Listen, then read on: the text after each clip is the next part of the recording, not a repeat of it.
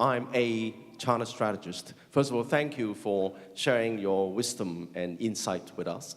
One very short question. Trump has vowed to rebuild America's infrastructure. To what extent do you think China would be able, A, to invest in infrastructure in the United States, and B, link United States infrastructure with China's One Belt, One Road? Thank you.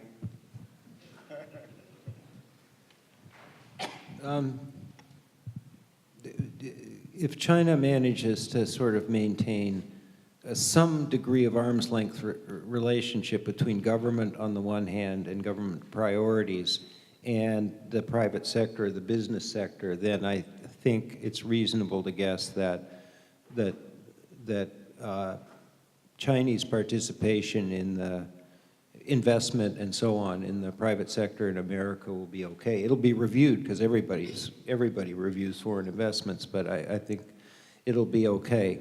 I'm not sure I have a life expectancy long enough to see the United States in the One Belt, One Road part. Actually, I know one big SOE that was actively looking for infrastructure investment opportunities in the US. Until about 5 years ago, they were very busy and really trying very hard, but did not work out. I think mainly because of strategic hesitation or considerations that made this big Chinese SOE not able to really invest or participate in smart grid projects and road projects in the US. Yeah, that did not work. Anyone else? Mr. Lee, Professor Lee. Michael Jepson, Hong Kong. Thanks a lot for your sharing a lot of interesting issues. I have two questions. One is polarization, and education was mentioned as one of the keys to fight the ongoing ill distribution of wealth. Now, in which countries has that really worked so far? So where are the templates for the success in future? And secondly, security, South China Sea, the posturing of various forces here and there, North Korea, etc.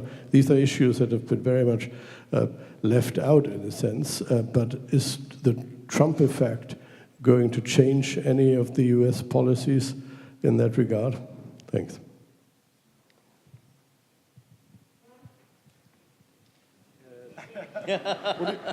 Would you like to address this question? Maybe I'll try and respond to that. Well, I don't know what are the good sort of education examples. People talk about a lot of models. Maybe Mike could shed some light.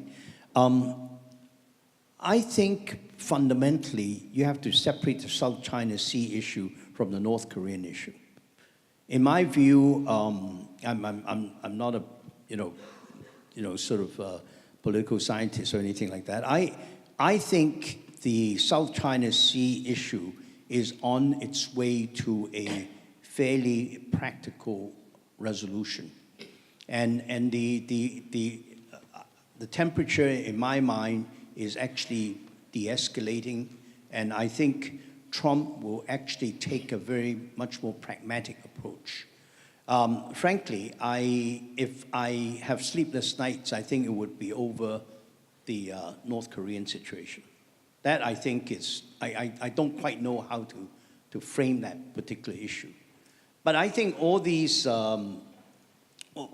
things will come from, I think, as you pointed out, Marcus, a fundamentally, I want to use the word mature relationship between the US and China, in which they could deal, very pragmatically at different levels with each other. And I think these will be then handled in a very rational manner, and I think a manner that will be conducive to really stability and continued growth for the world.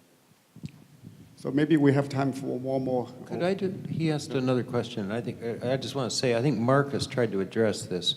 There's lots of dimensions of education, you know, pockets of strength all over the place, but I think what Marcus was describing is orienting social protection systems, which are crucial if you're going to have an open, dynamic economy, toward helping people make the transitions that allow that economy to function. And there, I do think a number of European countries have made more progress. I mean, it's a work in progress. Marcus, do you want to?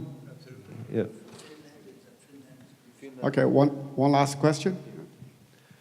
Varun Berry, thank you again for a great panel, and Victor, fantastic timing for a panel like this. It really turned out terrifically.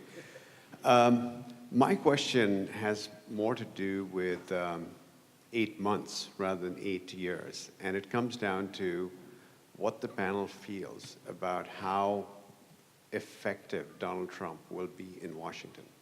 This guy likes to shoot from the hip. He's used to being his own boss. He has a bit of a contempt, for Congress and, congressmen. There are a lot of people who are pulling against him. There are already issues with the transition team, the whole Chris Christie, Michael Pence. So, and it's the first time that someone, without government or military experience has gone to Washington.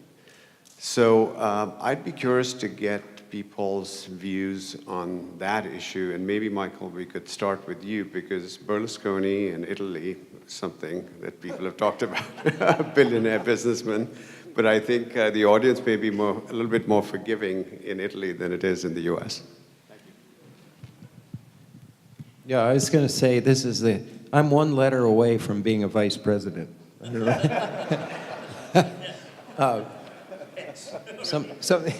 I don't aspire to. This is going to be rocky, okay? He's got to make peace with the people who disowned him in the campaign. The vice president is an experienced Washington insider, as is Priebus. So he's at least got some people on the team that are not disrespectful and know how to work with Congress in that environment. He appears to be making peace with Paul Ryan, who was, without objection, reinstalled as Speaker of the House. So my bottom line is this is going to be rocky, and there's some fences to mend, but probably, and he's got to recruit a lot of talent, and he's kind of an amateur at all of this. So yeah, it'll be a tough 8 months, but I don't feel that there's a barrier that can't be overcome for them doing this.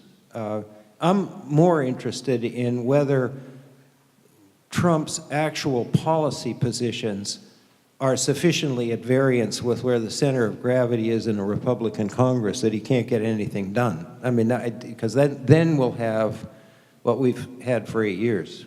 We call it gridlock.